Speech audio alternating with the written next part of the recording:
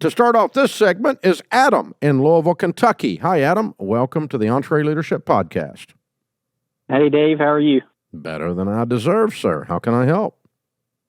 So I am working on taking over my in-laws' property management company, working side by side with them for about another 2 to 3 years.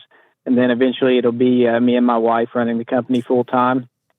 And in this transition period, I'm just trying to find out the best way for me to be respectful, but at the same time, make sure that, my opinion is heard and that, the business decisions are,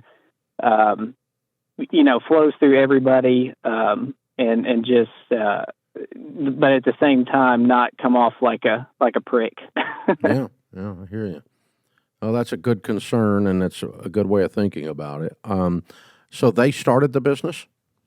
Originally, yeah, they had 2 partners, and then now it's down to just 22 years. Okay. And how old are you? Yep. I am 31. Okay. All right. So when they started this, you were running around in short pants. That's right. Yeah. Keep that in mind. Right. Yeah. Just pay honor. Pay lots of honor. And not honor to the point that you're enabling, or not honor to the point that you're violating ethics because you're going along with something you truly don't believe.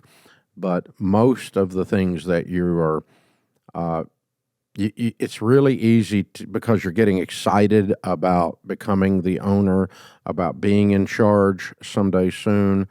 And because of all of those things, then you're going to, if you're not careful, what I do when I'm in those situations is I do become a jerk because I'm concentrating on, I'm making little things into big things. So most of the little things you can correct later, like almost all of them after they're gone. So just forget it and just pay honor. Anytime you're addressing them in front of the other team members, anytime you're addressing them even in private, just like you said, just unbelievable respect for the price that they have paid, the things that they have learned to get to where they are. And then you can say, and I don't understand, because if it was me, I would want to do it this way. Help me understand why I'm wrong. That kind of an approach, Adam. Does that make sense? Yeah, the things that, and I'm definitely trying to do that.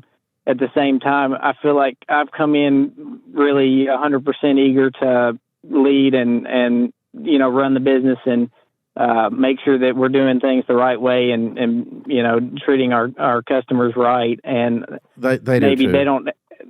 they don't have. You're right. They don't want to treat the customer wrong. Right. All we're arguing about is how we do it. We both want to treat the customer right. It's just how we treat them right. Right? Yeah, definitely. Yeah. So, I mean, and if you will pay honor and push aside the little things and then ask questions about how, help me understand this because I would do it another way and I must be missing something. Rather than, if I'm going to take this over, I would do it this way.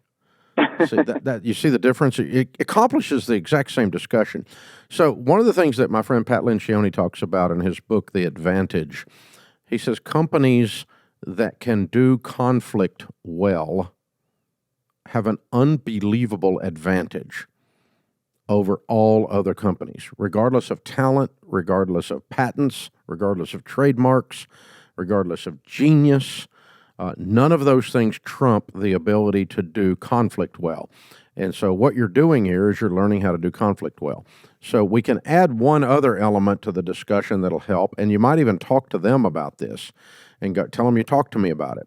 One of the things we learned to do around here, we learned this from Henry Cloud, is to wear what we call or what he calls hats. And so when you're at work, you're not his son-in-law. He's your boss. Right. And so when I'm at work, I wear the CEO hat. Rachel Cruz is a Ramsey personality. And Daniel Ramsey is the president, and I'm the CEO of Ramsey Solutions, and so on, okay? And so in a meeting, they can disagree with me as the CEO from a Ramsey Personalities position. Okay? And so if I'm sitting with all the Ramsey personalities, Dr. John Deloney, Ken Coleman, they can disagree with me as the CEO, and we can have a good spirited discussion about which play to call to win the Super Bowl. But they cannot disrespect their CEO. I mean, I'm not a jerk about it, but they're not going to be belligerent with me and work here, right? That makes sense. Right. And so, and the problem is when it's family, sometimes you feel like you've got the right because of family that you can be disrespectful and get away with it, because you probably could actually get away with it. It's just not profitable. So treat him with the dignity of the founder with 22 years of experience, who fought through and bought out 2 partners, who's run this thing, and who with great nobility is trying to set up a succession plan.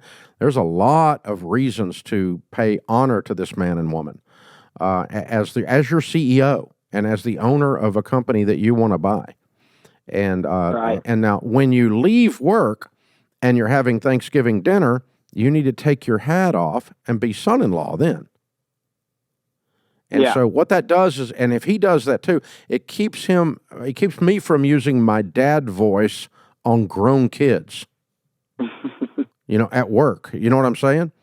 It doesn't even work at home to use my dad voice on grown kids. But if I'm looking at Rachel's husband, Winston, runs all of our real estate, I treat him like our property manager. The guy owns a property management firm that manages my property. And these are the discussions we have. And I hold him to the accountability that I would if I had a non-family property manager. Does that make sense? Yeah, definitely. So if you'll do that and just keep those hats on, that this is your CEO that you're buying it from, there's only so far you can push it until you're the owner. And he still owns it. And as long as he owns it, he owns the trump card. So the only power you have until you become the owner is persuasion. Gotcha. And just use that and persuade. One excellent persuasion methodology is just to ask questions. And I'll tell you, my son Daniel does it to me all the time. We were sitting in a meeting on a digital product, and he's much smarter on digital products than I am because he's native to it with his age group, right? And we're having this argument about this thing. I'm like, this thing sucks. It's horrible. And he's like, yeah, but he goes, okay, tell me what I'm not seeing. Because the way I see it is this, rather than, no, you're an idiot. You're an old boomer and you don't know what the flip's going on in the digital world, which is probably actually true. But saying that would not be profitable. Does you see what I'm saying? Yeah, definitely. So, that's what we're talking. That's how we started this conversation. And so it's going to be good. You're a wise young man to ask the question. I do want you to have hats in the discussion, and I want you to have a detailed timeline as to when you're going to become the owner or under what circumstances you're going to become the owner, so that he's not thinking 5 years and you're not thinking 1 year. We want to make sure everything's aligned on that. Date certain. This is what we're doing. This is date certain. This is how we're doing this. Or circumstances certain. When you reach a certain level of this, then I'm going to hand it over. Whatever that is. And you just keep watching through those things. But I think you guys need some clear definitions on roles and some clearer timelines. And then you just back up and pay honor and ask a lot of questions and use persuasion. And you'll go a long, long, long way. Very, very cool. Good stuff.